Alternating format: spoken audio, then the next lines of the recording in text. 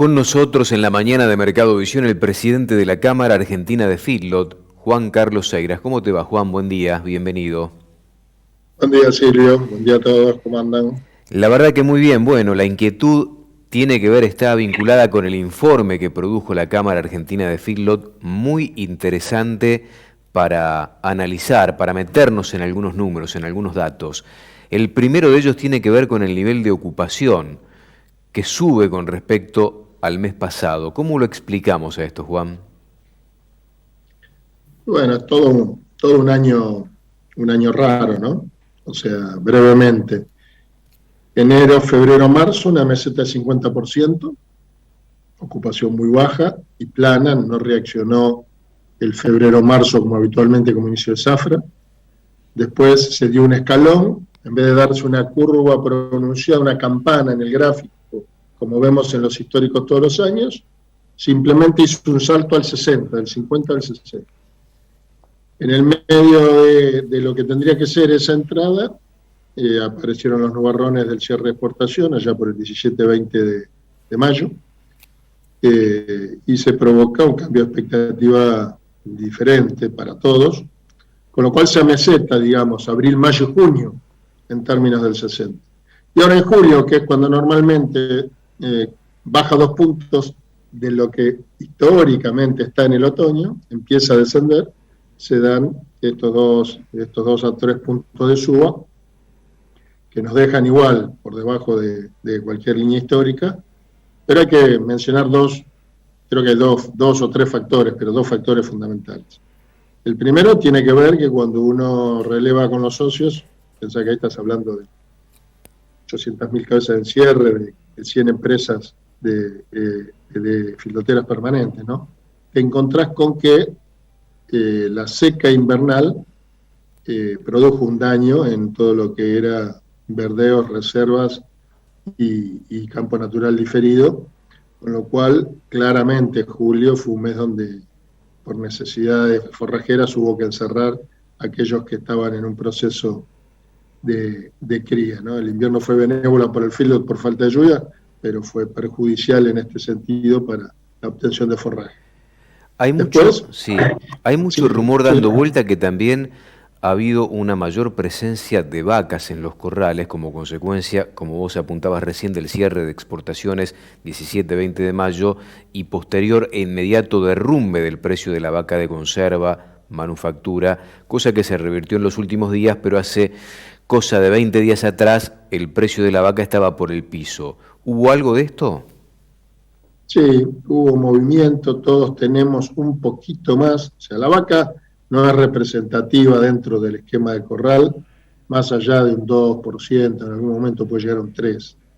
Es muy posible que un punto del aumento se justifique en la vaca, porque la inquietud fue de todos, y todos algo pusimos más dentro del corral, pero el número de la vaca no cierra por ningún lado, o sea, eh, la vaca sabemos que es cara, que es ineficiente, y bueno, hacer una vaca hoy, estás hablando siempre arriba de los 200 pesos, un kilo de vaca. Entonces el diferencial de categoría del 90 a un 125 es interesante, pero es muy duro cuando lo confrontás con el resto. Yo creo que la mayoría de la vaca que tenemos, y que insisto, fue menos de la que inicialmente parecía que iba a entrar, responde más que nada primero a salvar la vaca y segundo a estirar un poco el momento de venta, es decir, bueno, para vender la 90 veo qué pasa. Creo que ahí juega y eso debe ser, es difícil la estratificación, pero capaz que haya, como bien dijimos, uno y piquito por ciento justificado en esto, ¿no? Ujú. Después tenés un montón de operadores que están en stock piso, pero todos tenemos un número de piso.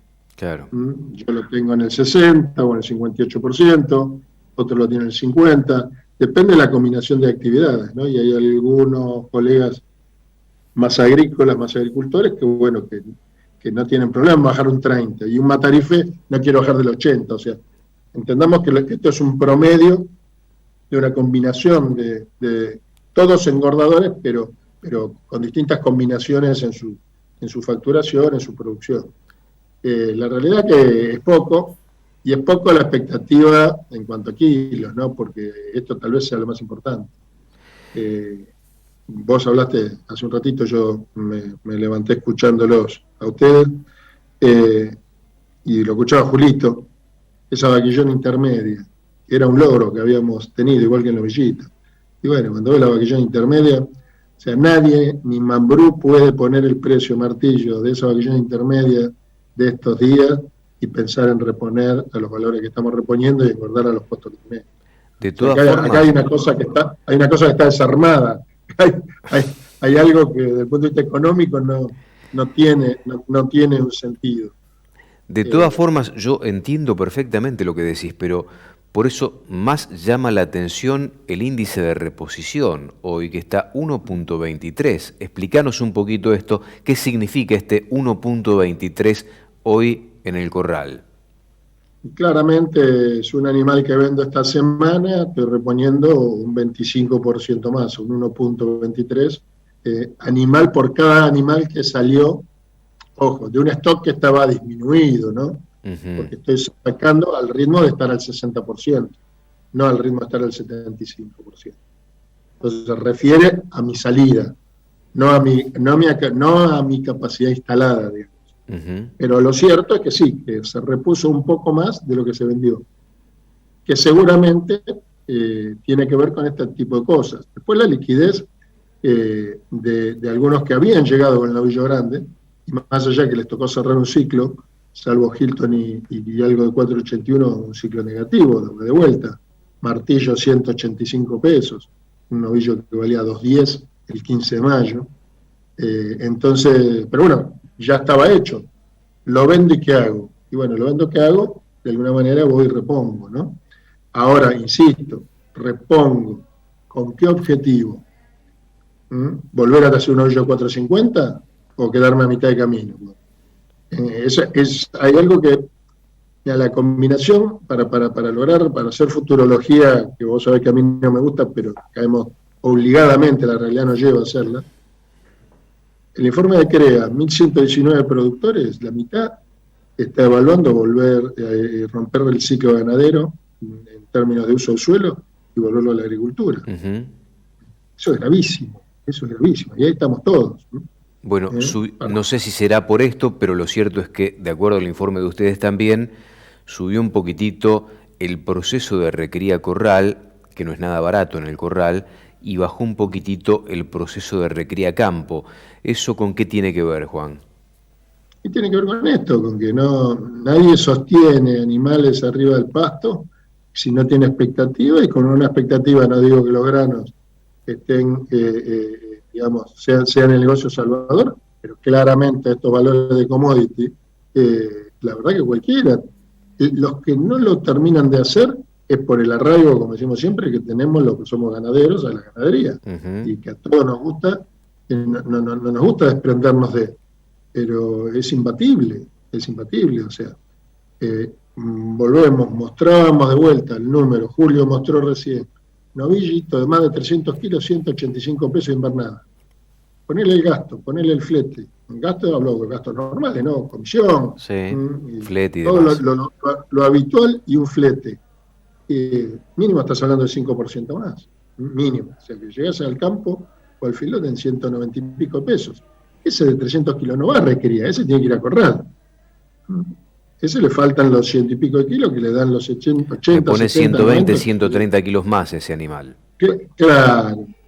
Y de vuelta, el costo de hacer ese novillo es ese, 190 pesos. Hacer un kilo de novillo. Entonces, ¿cuál es una expectativa inflacionaria mínimamente? Que aquellos operadores que pagan esos valores de punta están pensando que por arrastre la cobertura de inflación va a estar, o hay otros, que es un análisis posible también, donde podés caer en pensar que realmente estas medidas, como bien lo dijimos prácticamente todos, y nosotros claramente, tienen una segunda vuelta post-ciclo que va a ser negativa para los precios, negativa para el gobierno, positiva para los valores del productor, porque nos vamos a chocar con una pared menor oferta. Menos kilos y en estos niveles de ocupación, esto es una salida compleja. Bueno, por lo que estás Del otro planteando, lado, esto es un combo explosivo lo que estás planteando, Juan. claro, Menor claro. oferta y menos kilos, con lo cual potencia esa menor oferta de carne del producto, que en definitiva es lo que nos interesa a todos. ¿Para qué momento la ven ustedes? Porque ayer lo mismo decía desde las pasarelas del mercado de Liniers Víctor Cicini, que ve exactamente lo que estás planteando vos. El tema, la pregunta es, ¿para qué momento, en qué época se va a dar esto? Mira, no, es difícil de vuelta. Uno ve un escenario por ahí algo parecido a lo que fue el año pasado, y que tiene que ver mucho con el final de noviembre, diciembre. Porque no nos olvidemos que en el medio hay 2 elecciones, ¿no? Estamos a pocos días de las PASO y estamos a 3 meses de las elecciones generales. Y como yo le decía ayer a un colega, amigo, que me llamó para hacer catarsis mutua un rato, decíamos, cualquiera de los 2 resultados no modifica para nada esto. O sea, si el gobierno gana su bancada, si afianza su mayoría en las cámaras, sabemos que va a tener una actitud difícil, o muy difícil, y si la pierde, también, porque va a tener una crisis interna importante, con lo cual va a estar en una situación compleja. O sea que desde el punto de vista de la política, uno no ve un horizonte de cambio, que eso tiene que ver con la apertura de las exportaciones realmente, como la venimos reclamando. O sea, volver a un proceso de normalidad no lo estamos vislumbrando. Y bueno, y la reacción va a ser producir menos. Y el producir menos va a ser una crisis de oferta, lo dijo Víctor, yo ayer no lo vi a Víctor, a Cicini, y lo estoy diciendo yo. ¿Pero por qué? Porque lo que yo te agrego es, la calle está muy floja. Lo escuchan ustedes y lo escucho yo, todos los que operamos en el mercado de la carne tenemos esa frase. Sí, está muy floja, pero los que están realmente dañados en forma total, ya están dañados en términos de clases medias y clases con problemas de ingresos y pobreza, los índices de pobreza que tenemos. Los demás, realmente, lo que son los 20 pesos que vos planteabas del informe, o los 30 o los 40, o sea, 100 pesos más la carne, no hacen a la decisión de compra de los que sí podemos. Lo vimos a fin de julio. Lo flojo de la última semana de julio fue algunas decenas de miles de personas que se movilizaron por las vacaciones. Volvió esa gente y esta semana nadie se rasgó las vestiduras para pagar más precio, pero la demanda fue fluida. Todos los filotes en directo, todos tuvimos pedidos, todos colocamos la mercadería. Los que tenemos clientes matarifes, todos llevaron, algunos reforzaron. Llevaron una jaula el lunes, pidieron llevar otra para la faena de ayer. Entonces, hay un piso de consumo que yo no lo veo, que porque la carne suba 100 o 150 pesos más, por poner un número, pero digo, no hace a la decisión. El otro 50% de la población ya está flojo, no lo vamos a recuperar tampoco. Entonces, la crisis de oferta entiendo que puede darse, y no como una buena noticia, más allá que acomode números al sector, porque es fruto de malas decisiones, ¿no? O sea, claramente caemos en esto de esta política restrictiva que rompió la cadena virtuosa en la que veníamos inmersos. ¿Me permitís, Juan, una pausa breve?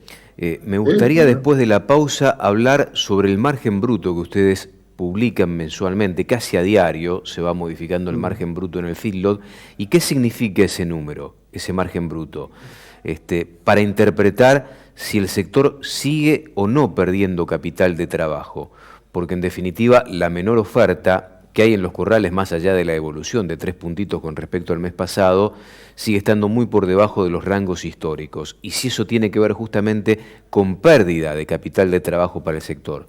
¿Me aguantás un segundo? Sí, bueno.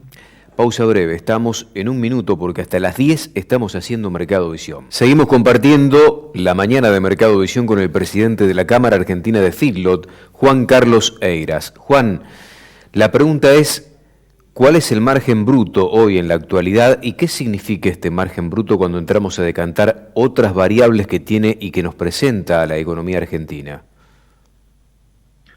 Mira, básicamente el margen bruto la hacienda liviana busca la neutralidad. Sabemos que cuando la planilla de Excel nos da neutro, perdimos un montón de mangos. O sea, es también parte, creo que el que inventó la planilla de Excel lo tuvo en cuenta. Tendría que salir un globito arriba que diga, señor, cuando le da que cambió la plata, no se engañe, perdió un montón de pesos. En todo, en todas las actividades, no solo en la ganadera. La realidad es que en los papeles, en la planilla, no se está dando estos 200 pesos en la venta, 202, en promedio de macho y hembra especial, liviano. Siempre hablamos de haciendas súper especiales, en rendimiento, en calidad, en grasa blanca. Y pusimos un precio de compra más que piso. O sea, si vos mirás el precio de compra al día del informe, que fue el jueves, viernes de la semana pasada, en ninguna feria prácticamente comprabas un ternero. Pero no nos quisimos suicidar en masa. Estamos hablando de 200 también, de 215 pesos, 210, 215 pesos. Que no es la compra general habitual, sino que está hoy por encima de eso. Entonces, cuando vemos esto, te digo que cambiamos la plata, te digo que en agosto, con toda justicia y derecho por parte del trabajador rural, tuvo una paritaria, agosto ya tiene incluido un 29% de aumento, y octubre agrega otro 19% no remunerativo hasta marzo, pero estamos en el 48% de actualización de paritaria. Es una actividad intensiva donde sí la mano de obra hace a una parte de los costos.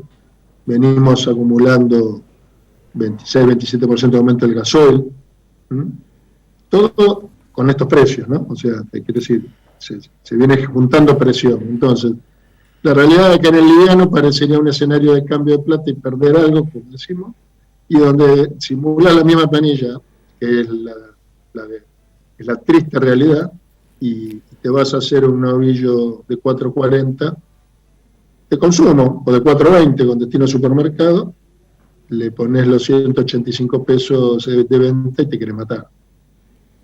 ¿Cuánto se pierde ahí más o menos por cabeza? Entre 8 y 10 mil pesos para empezar a conversar. Esa es la pérdida de capital de trabajo de la cual hablamos, porque después con eso esa es la pérdida. En el liviano es un desangre, es pérdida, pero te va desangrando, y en el mediano y en la vaquillona, hoy te la mencioné, decía Julito hoy, en su informe, en la vaquillona lo mismo. ¿Sí? ¿Para qué llegaste acá?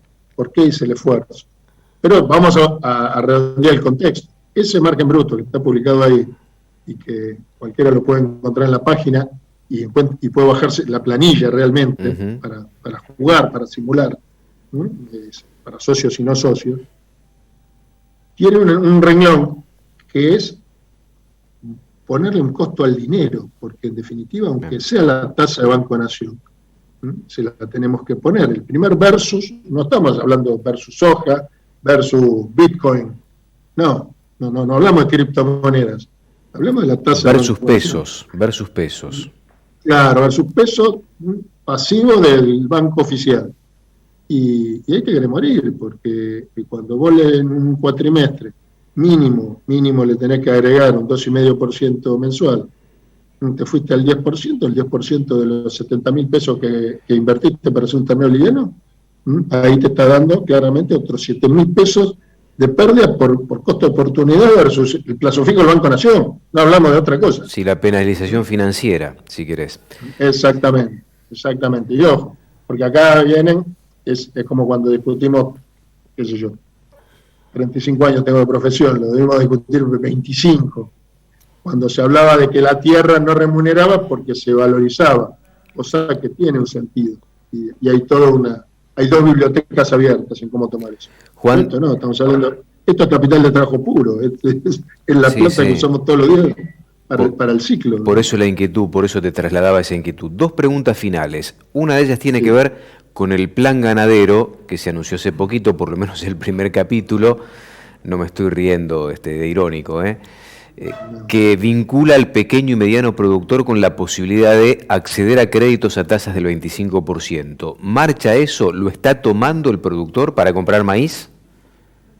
Ya, básicamente es un esfuerzo importante, 10.000 millones de pesos del Banco Nación, no es poca plata. Desgraciadamente, cuando se escribe la letra chica, se cometieron algunos errores o se obviaron algunas cosas que generan una dinámica muy trabada. Corto y conciso. La primera es que cualquier productor que no sea micropyme son 30 millones de facturación anual, o sea que hay muy poco productor agropecuario que realmente que tenga feedlot chiquito y que tenga algo de una vaquería, queda fuera. Salvo esa micropyme, cualquier productor que esté inscrito en el CISA, en el Registro de Productor Agropecuario Granario, con soja o trigo, tenga o no tenga stock, queda fuera. Esto viene por resolución del Banco Central, no es, o sea, dividamos las aguas, no es el ministerio el que escribió esto, pero encuadra por tasa, para acceder a la tasa del 30 menos el 5, dentro de esa normativa del Banco Central, cuando nos cansamos y todos conocemos que la mayoría de nosotros está integrado en agricultura y ganadería de alguna manera. Claro.